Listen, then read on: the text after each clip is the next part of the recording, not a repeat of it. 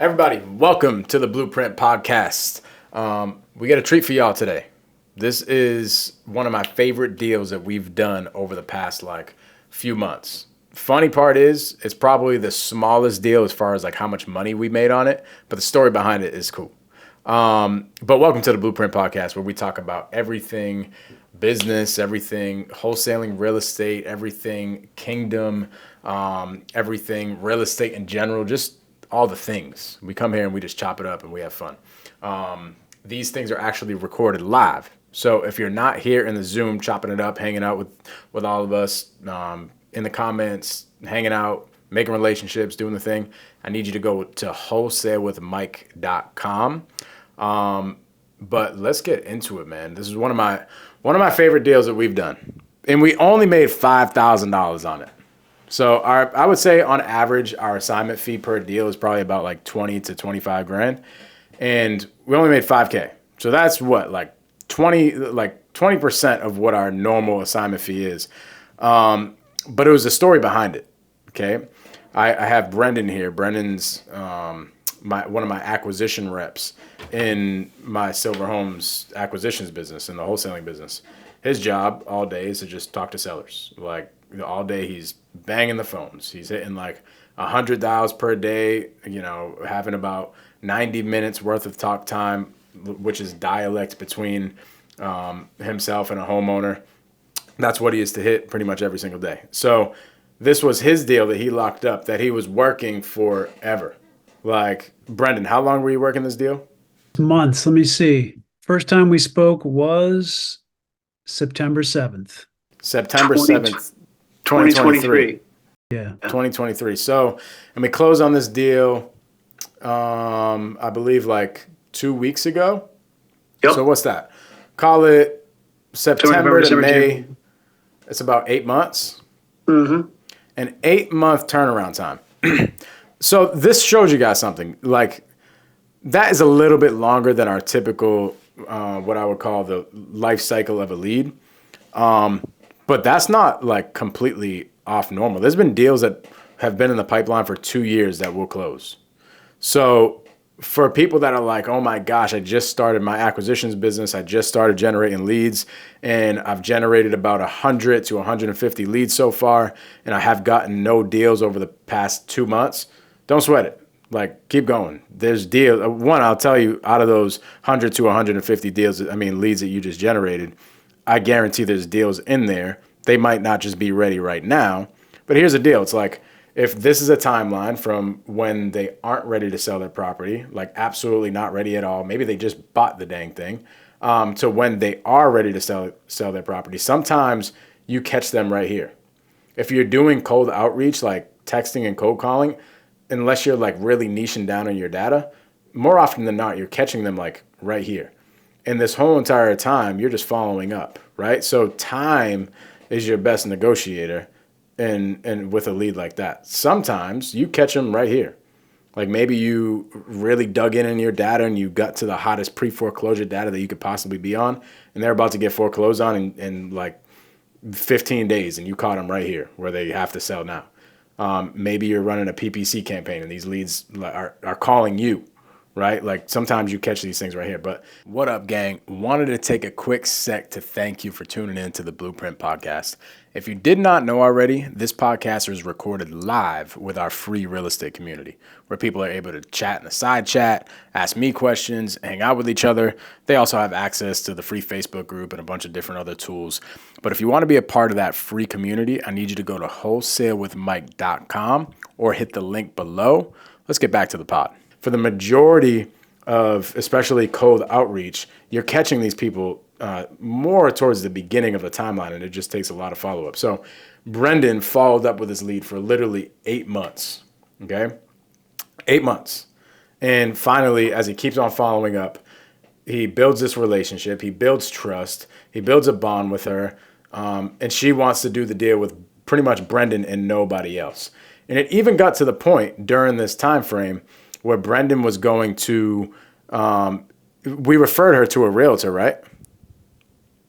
Because the property wasn't in terrible condition. It might have been able to pass some sort of FHA conventional financing, maybe with a little bit of love. So we referred her over to a realtor, and a realtor was just going to list the property at an even, and it probably would have made her a little bit more money than we were able to get her, giving her a cash offer. But the the deal is like she was literally about to go with a realtor. But as we keep on following up, as Brendan keeps on building the relationship and keeps on just worrying about her and her circumstances and her situation, he ends up getting the deal. And that is going to be the topic that we're talking about. People don't do a deal with you. Actually, give me 1 second. I want to take my phone on Do Not Disturb. Do Not Disturb during the BluePrint podcast. You know what I'm saying? People do deals with, people do business, I should say, with two types of people. People that they like, which is cool, but people that they trust. Okay? So people that they know are credible and they trust to do the deal, like they trust that they're going to get it done, and people that they like they bond with. But more so the trust part is the most important thing. So yeah, Brendan did a great job of building a relationship, and Brendan could probably go out to coffee with this lady and chop it up for like 3 hours straight, right? Like that's how much of a bond Brendan had with her. But the main reason why she just ended up going with Brendan on this deal is because he built trust. Like throughout the whole entire process, he was just caring about her situation and getting it done. And that's what built the trust. So I've heard this before. I've heard people going on appointments, like just straight up, I'm, for lack of a better word, idiots, okay? Will go on appointments, not worry about the person's situation, circumstances at all. They're thinking just so black and white. They think that it's just about the money and just about getting a deal. So I've heard of people going on appointments and just flashing a bank account, a proof of funds, flashing something and say, hey, here, I'll give you $100,000 for your property. Take it or leave it. And they think that that's sales and that's how you get deals done. It's like, yo, have a conversation, man. Like you're doing a deal with a human being that's in some sort of circumstances. That is what the deal is. Yeah, money moves people, and money is one of the biggest factors in the deal. But it is the circumstance that the person is in, and how that circumstance is being solved. That is what gets the deal done. Okay, so over the course of 8 months, Brendan, what was like when you first talked to the seller? What was the seller's situation and all that? When I first spoke to her, I realized that she was, I guess I would say maybe in a compromised situation. She explained that she did want to sell. She had been thinking about it, but she was waiting for a liver transplant. And so she was on dialysis. She had all sorts of challenges she was facing, but she had no fear, she was just a very positive person. Right. And so yeah, I didn't want to push it because, she explained that she wanted a comfortable place to have her treatment. And so really that's the whole 8 months is just me kind of delicately revisiting, having conversations with her, checking in, see how she's feeling. And she was always happy to hear from me. So we continued to build the relationship. Love it. You know, one of the biggest questions people will have in sales is how the heck do I follow up? Like Mike, a lead comes in and I have to wait 8 months to close the lead. What the heck do I do in that 8-month time frame? Like, how does every single conversation just end up being, well, are you interested in selling yet? Are you interested in selling yet? Are you interested in selling yet? No, that's not how it works. So the way that we end off every single call is to set ourselves up for the next call. So if you have in mind, hey, I'm going to have to follow up with this lead for the next 6 months, have in mind, hey, I have to set myself up for every single call. That way you're not going into the call with, hey, this is Mike. We spoke about a month ago. I'm just checking in to see if you're looking to sell your property. It's like, bro, just checking in? Really? Like that is the worst. But there needs to be a reason for the follow-up, right? So before we hang up the phone, let's try to find a reason to follow up. With this lead, this lady was getting some operations and stuff like that. She was probably back and forth to the doctors. Brendan finds, something along the lines of like, hey, how was that last doctor's appointment? How did that go? Or maybe she was in search for the next apartment that she was going into. How did that process go? When you reached out to the leasing agency, how did that conversation go? And that is how the conversation starts for the next call. So over the course of 8 months, Brendan keeps on having these conversations, and he is indulged in her circumstances, and that's how he follows up. He follows up with, what's going on in her life, right? That way, it's not just hey, I'm just following up to see if you're interested in selling it. It's like, dude, like it's just you end up being a broken record, right? So never say, hey, I'm just following up. Do your job and find a reason to follow up. That way, they feel that you are engaged. It's important that they feel that. It's important that they feel that you are engaged, because you do. You care about the circumstances. Not only are you trying to care about the human being, but like the circumstances is what gets the deal done. Okay. And that's how you hold their hand through the process, right? So that's how it should be, because here's what happens. Sometimes they get stuck and they don't really know the next moves, right? So you got to tell them, hey, you know what? There's looking on Google right now, there's a leasing agency right down the street. Here's a phone number. Why don't you reach out to them and see what's up? Right? And now you're giving them homework, and they're starting to take action steps, and you're holding their hand through the process. Okay? So when it comes down to the nitty gritty of getting a deal done, you are the person that they trust. But here's why this was one of my favorite deals that we got done over the past few months. Well, we have a lot of competition on a lot of deals. Everybody's calling the same data. Everybody's on the same leads, right? So you got to distinguish yourself. You got to be different. The main thing that got us this deal is having more trust than anybody else that this lady was working with. This lady was working with one of the realtors that we referred to them. This lady was working with multiple other buyers. She had a brokerage that was helping her with the deal. Like, there were so many different hands in the pot and potential black swans, as we would call in sales, that could have screwed up the deal. But Brendan did such a good job of building trust all the way until the point of getting the contract signed. So Brendan follows up for 8 months straight, right? All of a sudden, she's ready to get the deal done. She's like, hey, Brendan, listen, I don't really want to list the property. I just want to get this thing done. I just got an opening at the apartment building that she's moving into, or the condo or whatever it was, and I need to sell my property in the next 30 days. So Brendan's like, all right, great, let's try to get this thing done. So Brendan's going back and forth and trying to get some numbers together to get her an offer. And it's the day that Brendan had set up to go over the offer and sign the contract and everything with this lady. This lady on the phone, Brendan literally has a set appointment, which, by the way, never just say, oh, okay, so, when do you want me to follow up? And, all right, well, like, don't just leave it open-ended. Tell them, like, hey, I'm going to call you at 3 o'clock tomorrow. I just got to open space on my calendar for that time frame. Does 3 o'clock tomorrow work for you? That's like taking control, okay? You're a professional. You're busy. You got things going on. It's not just like, hey, yeah, you can call me back. Like, that's an absolute no-no. We never let a prospect call us back. We're always the one that is to be in control. So you'll hear a lot of the times your sellers or prospects will say, hey, you know what? Let's just do this. I will just give you a call back next week sometime and let you know. All right, yeah, no problem. Well, why don't we do this? I have a pretty long schedule. I have a pretty booked up schedule. Why don't we do Wednesday at 5 o'clock? Does that work for you? Okay, cool. I'm going to give you a call Wednesday at 5 o'clock. Now you're back in control, right? So never just leave it up to them, because then you're out of control, right? And then you're trying to call them, they're not answering, and it's you lost it, okay? So always stay in control. So Brendan set up a phone call appointment for the next day, and on this phone call appointment, this lady talks to a broker to look over the agreement after she finally verbally agreed.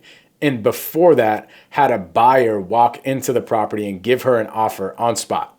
So Brendan's on the phone with her like, hey, Felicia, we're ready to get the deal done and da-da-da-da-da. Like, let's go over the agreement, get your email up and all that stuff. And she's like, hold on, 1 second. I'll be right back. Leaves us on like on hold, but we can hear the phone. We can hear the conversation in the background. And we're listening. We're like, yo, is that another buyer at the property right now? And it was literally another buyer giving her an offer. Okay. She went to The the other, doorbell. She went to let him in. right, exactly. She goes to leave this guy in. I mean, let this guy in. And the guy starts chatting and he's explaining to her like the valuations of the properties and not doing anything to concern her circumstances, right? Didn't ask any open-ended questions like, hey, what are you looking to accomplish here? And da da da da da. Homeboy just gets in there and all he's talking about is himself. This is what I would have to do to the property, and this is what I am seeing in the market, and this is what I am doing, and this is what I am doing, this is what I am doing, right? Obviously, homeboy did not get the deal, but I got a treat for y'all. We're gonna play some of this call. So in real time, you're going to hear this buyer that came in. By the way, if you're the buyer watching this, if you're the buyer watching this, or the potential buyer that we're about to play this recording, and you're watching this on YouTube right now, I need you to go to wholesalewithmike.com so you can learn sales. And I love you. Okay, let me play this thing. You have to get a professional buyer buying a corner of spring mall. So y'all are home buyers, right? Yep, home buyers. Yep. So can y'all hear that? The other wholesaler who just rang the doorbell and came into the living room while we were Yeah. on. So for context, right? Brendan called this lady, was ready to go over the agreement and all that type of stuff. She stops him and says, hey, hold on 1 second. I got to answer the door. I have an appointment or whatever. And she literally intentionally set up an appointment with another buyer that she was talking to try to like get us to negotiate or whatever she was trying to do. So this is now her. You got to listen very carefully, but it's now her and the other wholesaler in her living room hanging out.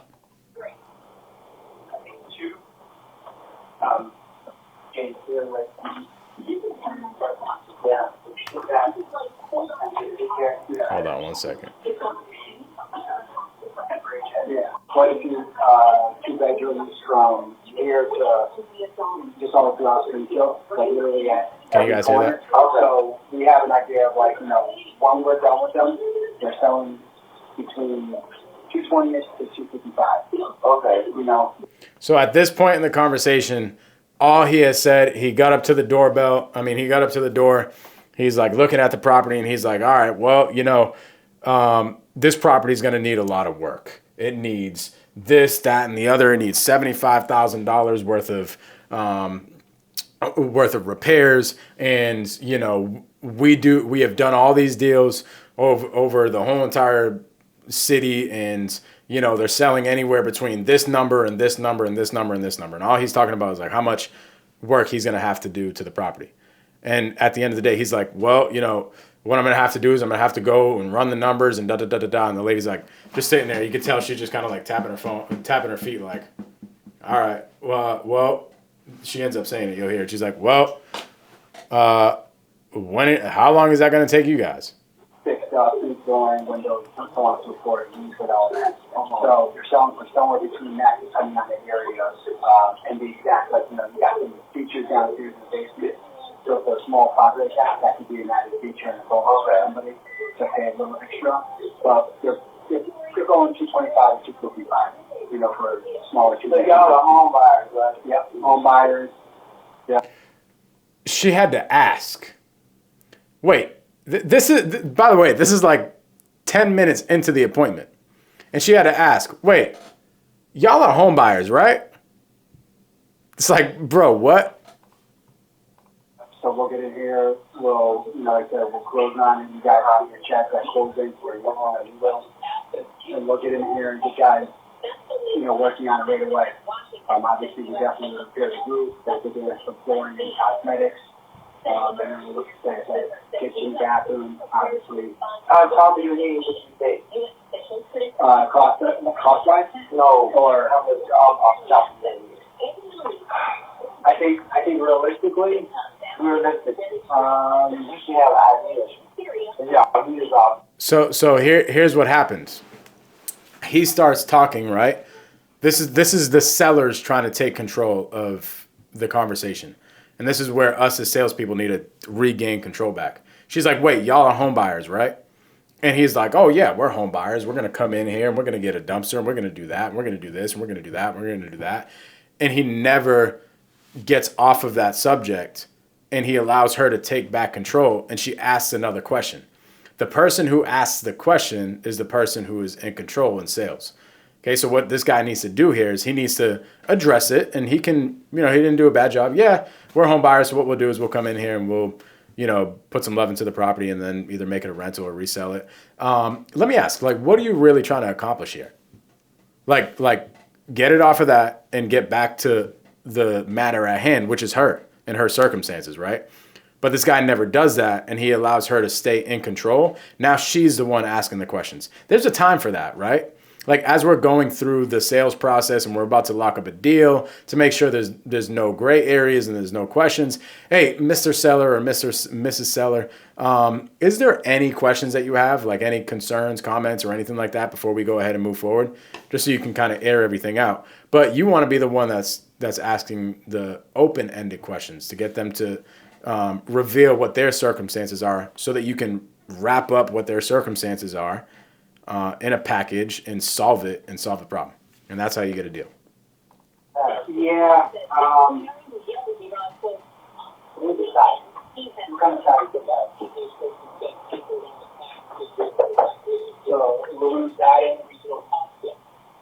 So if I told you the value of your house is 200 siding, that could be a thing, or maybe we save it or we paint it perhaps and restore it. I don't know if you don't think they can. Yeah, it's I'm gonna have to look at it. So we don't know about the siding right now, but we're probably gonna go windows. So she's in control. She's asking the question. So what do you mean? Like, how much are you going to spend here? Like, what are you going to do? And now he's having to explain. And again, he's just talking about himself. And now it's not even his fault. Like, he's not even just talking about himself because he thinks that that's what he needs to do in order to get the deal done. He's talking about himself because the seller is the one that's in control. And all she cares about really right now is just getting the price out of him and seeing what's up. Right? She's just kind of using him. He doesn't even really know that. Okay? But what he needs to do is he needs to flip-flop, and he needs to be like, well, tell me, what are you hoping to accomplish here? Open-ended questions on their end so that they start giving you the circumstances. That way you could start building up what the offer should be, and the offer shouldn't just be a price.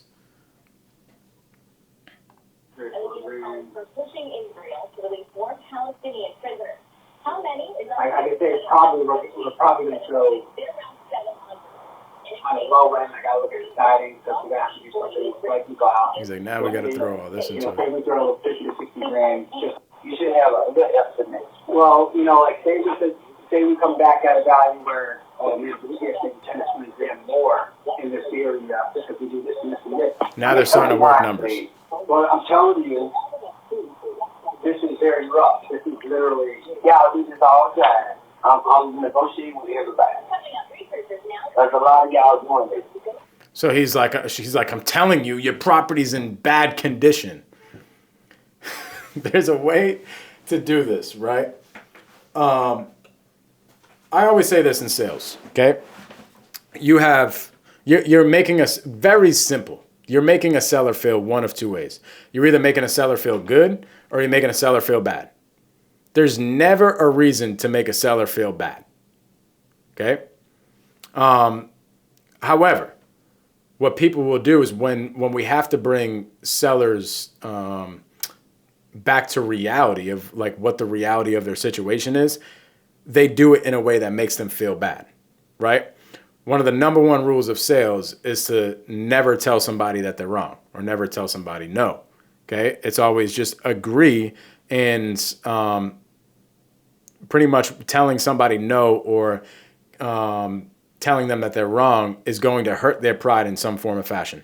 If you guys have ever listened to, in the side chat, has anybody ever read the book How to Win Friends and Influence People? Tim says yes. Brennan says yes. Great book, by the way. It's probably one of the first business books that I ever read. And really, it's a life book, okay? By Dale Carnegie, yeah. So the number one thing that I got from that book is there's no reason to ever tell somebody that they're wrong. Like, even when they are completely wrong. Like, telling somebody direct that they're wrong is not going to do anything but win your pride over. Like, it's gonna help your pride, yeah, but that doesn't do anything to the situation. That only hurts their pride, which only hurts the ability to get something done, right? Now, there's a difference between directly telling somebody that they're wrong and getting somebody to come up with it on their own that they're wrong, right? So there's a way to tell somebody that their property is in disrepair rather than saying, hey, your property is a piece of crap, right? Like, telling somebody directly their property is in disrepair, that doesn't make them feel good, okay? Tim says, it's like winning an argument with your spouse. You still lose. 100%. It's like, it doesn't make any sense to rule number one in a marriage, never try to like win the argument. It's not about winning the argument. It's just about both getting on the same page, right? So it's not like you're not telling your wife, no, you're wrong, you're wrong, you're wrong. It's like, hey, well, help me understand. Like, how much work do you think this property needs? Okay. All right, cool. Well, at the end of the day, I'm just an investor that you just met like 10 minutes ago. But we just did one right down the street. And I would say it was pretty much in like the same condition as this. We went back, we spent a little bit more than we really needed to on this deal, but we ended up spending about $70,000 on that renovation. Again, properties are a little bit different, but they're pretty much like the same exact property. So that's just what I'm seeing on our end, right? That lands a little bit more than telling somebody your property is a piece of crap. Well, like the homeboys in the meeting, like, well, this property is rough. And the lady's probably in a freaking wheelchair like, gee, thanks, bro. Like, I've lived here for 15 years, thanks. Right? Yeah, but if I told you the value of your house is $425,000, I throw about 75 into it altogether, holding cost and rehab budget, and that's going to bring us to roughly 100 grand. I'll tell you what I'm going to get. That's okay. If I tell you we're going to get to about 100 grand, okay? That's 100 grand. I can tell you that now, but what if we can offer you 125 after we really do the work? I'm going to tell you, so it's probably going to be around 100 grand for us to make anything. 120 grand, 125, but those are soft numbers. We're probably going to come in somewhere between that wide range, 100 to 130, maybe, like 100 to 130. He's like chopping it up about numbers. Okay, so a couple different things that is happening here. If you guys heard it, he was like, well, in order for us to make any money, would have to be at about $100,000. Okay, remember, that is just all about him. Him. It's us. In order for us to make money, And this lady's like, dude, I don't care about you. I want my problem to get solved. This isn't about you. You know what I'm saying? And there's a little bit of, actually, I actually like what he's doing here because he's kind of like testing the waters a little bit to like temperature check to see where her price is at. And sometimes you have to do that when you're chopping it up about numbers. Sometimes you have to be like, well, just running preliminary numbers, we would want to probably be around like $100 to maybe $125,000. Let me ask, if we were in an area like that, like what would your response be to something like that? Right, and that's kind of how you check that. So I actually kind of like how he's doing that. I got one higher than this. Well, if that's the case, then I won't waste my time. I got a higher than this. That's no problem. All right. Well, anyway, I'll do my numbers. See you. I got one higher than that. Okay, well, if that's the case, I won't waste my time.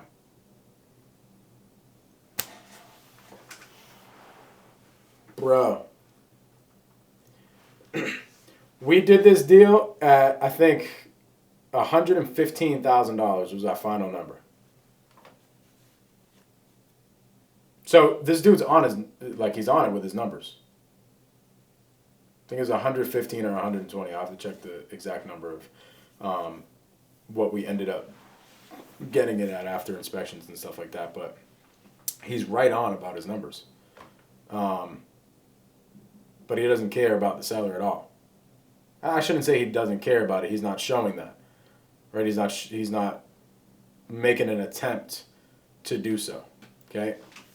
So ultimately, she says this. You know, if I get hired, I'll let you know. If you don't hear from me, that's probably, which is okay. That's how you have to do it. I know, but we can't get hired. This house couldn't happen. You'd have to get a professional buyer buying a corner of Springs over here. I'm just telling you, thank you. So, thank you. I'll tell you. Get your number and get a call today. Okay. All right. I appreciate it. All right. Thank you. No problem, man. Okay. Hello. Back to Brendan. Hello. So what he said at the end is he was like, well, I'm going to go run my numbers. After he just told her that he doesn't want to waste his time. I'm going to go run my numbers. If I can come up over a number than that, then I'll call you back. If I don't call you back, then you just know that I wasn't able to do so. It's like, dang, bro, you're not even giving yourself a shot. Like, we ended up getting the deal at $115,000 to $120,000 or whatever it was. It's like, dude, you could have at least went back or found out that she was in real time talking to a buyer, right? Like that's getting into the circumstances. If for my people that are in BluePrint that know the 8-step sales process, that is the decision bucket, right? Like figuring out how is she going about making her decisions? What is she doing? Is she talking to realtors? Is she talking to other buyers? Like who are the decision makers? Who's helping her with the move? Who's doing the whole thing, right? If he did that, he would have found out that in real time, she probably would have, she's a very open and transparent lady. She probably would have said, oh, I'm literally on the phone with another buyer that I've been talking to for the past 8 months. I promise you, if I was on the appointment, I would have got that from the seller.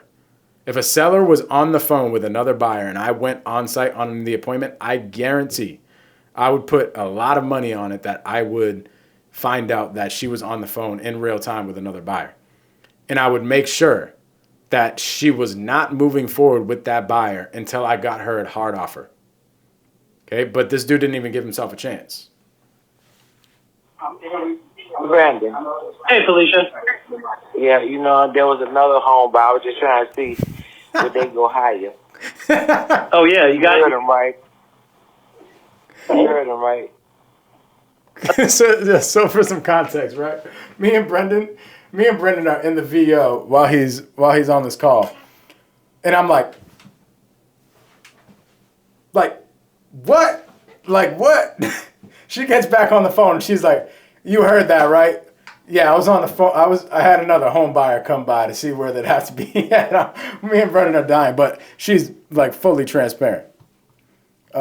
Hilarious. Other buyer was like, bye, Felicia. Tim got jokes. That is hilarious. I think so. What did he say? Great. Freaking, oh my gosh, Brendan. So, for those of you in BluePrint, what I'm going to do is I'm going to hit this. I'm going to download this from our CRM and put it in the seller call vault. Are you cool with that, Brendan? Yeah, that's fine. It's like a 50-minute long call, and there's a lot to unpack and a lot to listen to. But from the jump, Brendan started using a lot of sales tools that we have in BluePrint. Right from the jump, obviously, me and Brendan are listening to the whole entire thing, okay? But just to make sure that we're on the same page with the seller, we're not just going to say, oh, yeah, he told me da. No, we need to hear from her perspective. How did she hear the seller? I mean, how did she hear that other buyer? Because what we heard might be different than what she heard, right? So Brendan uses what we call the dummy curve here, and he says, yeah, I heard him. Like I think so. What exactly did he say? So he could get her interpretation of what the other buyer said, because it might be different than what we think. We all know what happens when we assume, right? We make an ASS out of ourselves. Okay. So Brendan does a good job here by like just being patient, and be like, yeah, I think I heard him, but what did he say exactly? To get her to start talking again. This is getting her to open up. This is worrying about her circumstances. 125. Nope. Go find somewhere else. I got one higher than 125. There's a lot of people out here doing this, so I got one higher than that. Well, my offer's good today if you want to go ahead and make this deal today. Crushes it. Crushes the whole entire thing. I'm not going to dive deep into the whole entire call. We'd be sitting here for the next 5 days, pausing and talking about this call, because what Brendan did on this call was like picture perfect. It was nuts. What went on to happen after this, okay, is she ends up saying, yeah, I didn't really like how that guy was operating. He kind of left the property mad. He like ran out the door, and she literally says that she felt like he was mad, and all she was trying to do was get an offer from the guy. She literally says that to Brendan. And then what goes on is Brendan's like, all right, well, our offer's good for today, so why don't we just get this thing done? And she's like, well, all right. And she starts considering it. And now Brendan's about to get this deal locked in. And as he is like, all right, well, here's what's going to happen. I'll send you over an agreement to your email. We'll look it over and da-da-da-da-da. She backs up and she's like, whoa, whoa, whoa, whoa, whoa. Nah, I don't think I want to do that. Like I'm not ready for all that. I'd like to talk to my broker and stuff like that. And I don't know. I don't think I'd be ready for that. So time goes on. Brendan starts doing a great job. By the way, for you people in BluePrint that want to hear the full thing, you'll hear it in the seller call vault. But he goes on to like just be really patient with the lady, and he gets to the point where she's like, you know what? I'm just gonna talk to my broker. And I don't even know where. I don't know if this lady walked down the street, if the broker lived next door or what. But in real time, the broker ends up on the phone. Like, she didn't do a three-way call. She did a speakerphone call. I don't even know how the heck it happened. But the broker ends up at the property, or she's at an office. I don't even know. But this is on the same exact call. He shows up. He shows up at the house, and I go through the agreement with him, and he helps her sign with me.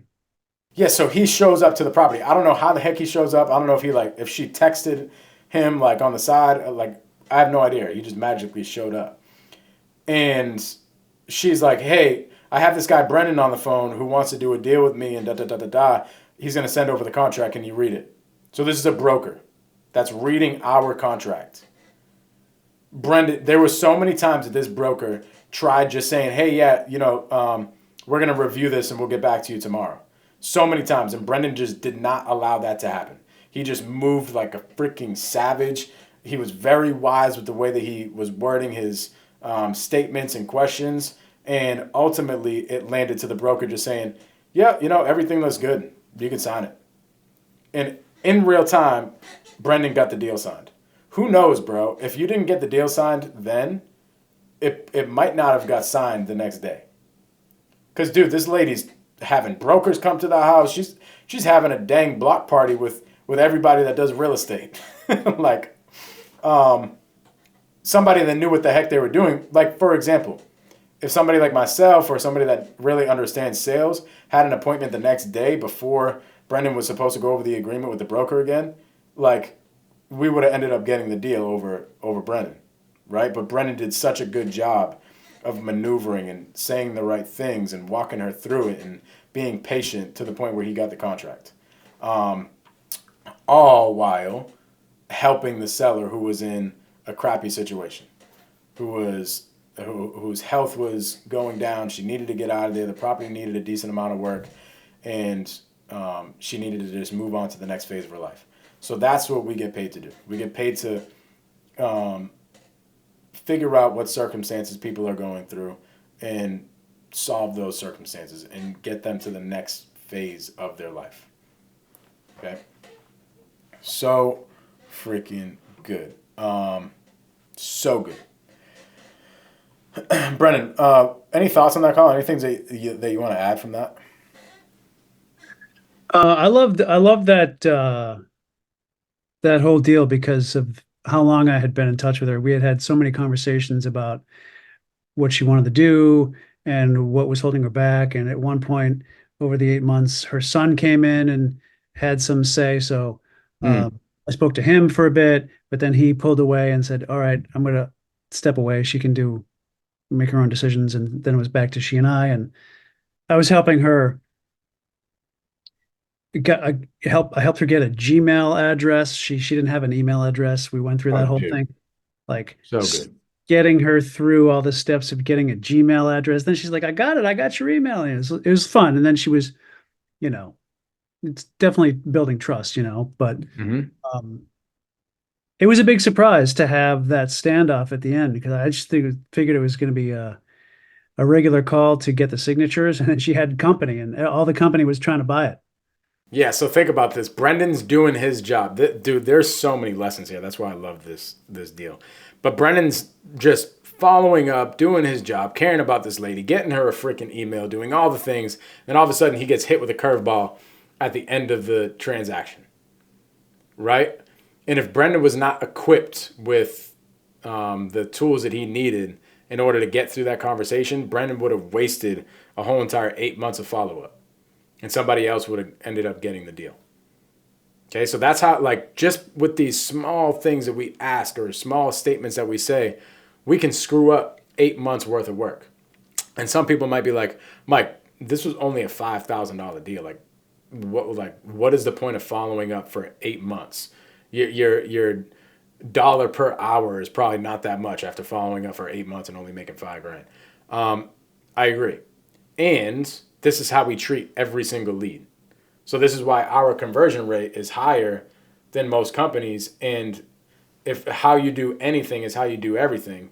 So as we're treating every single call like that, our conversion rate goes up. And now we spend 4 months on a call with another seller and we make $40,000 where another company would have spent 4 months and made zero because they didn't know what the heck they were doing.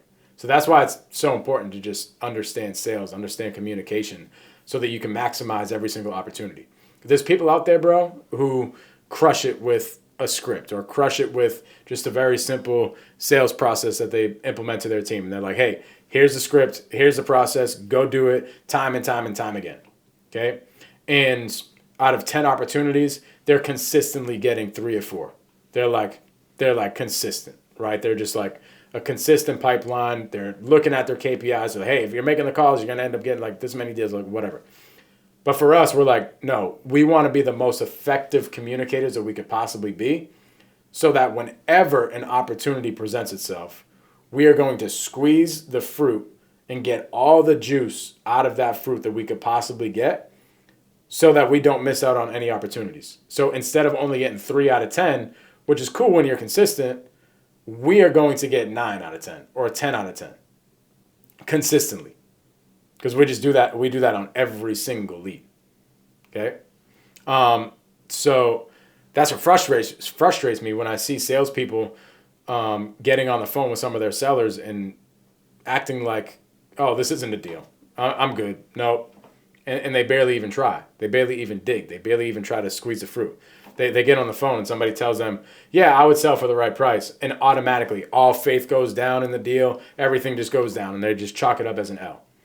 How many times, Brendan, have you done a deal where the seller has said, no, I don't want to sell right now, or they have said something along the lines of like, yeah, I would sell for the right price? More than half. More than half.